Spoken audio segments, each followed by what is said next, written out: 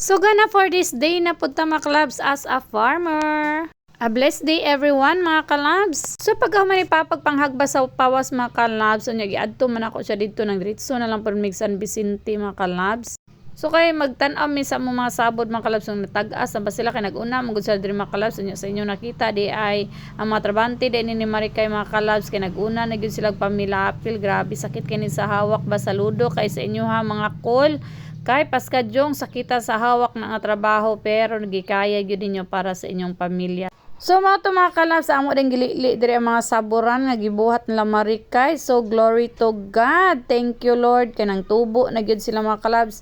216 dai ni siya nga variety mga kalabs nindot na jud kay tubo. So paska yung unaha diring dapita kung kami na problema mig tubig sila diri may na lang nay tubig-tubig pod gamay.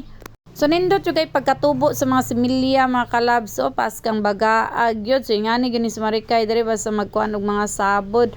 Unya amo pangilantaw diri ang amo mga silingan po dai mga kalabs. Grabe jud ay naka-ready na gyud sila tanan diri. Nagdungan jud sila, nagkasinabot jud silang tanan mga kalabs. Palakpakan jud diring dapita mga kalabs. Sa naay mag-una na magsugod na gyud na tanan. So mao na ni sa mong silingan po kay for auto po ni siya mga kalabs. So mga ka-farmers, laban lang tayo kay land prep na pod. Ang Ginoo jud magadugang ug kusog sa ato ang tanan. God bless farmers.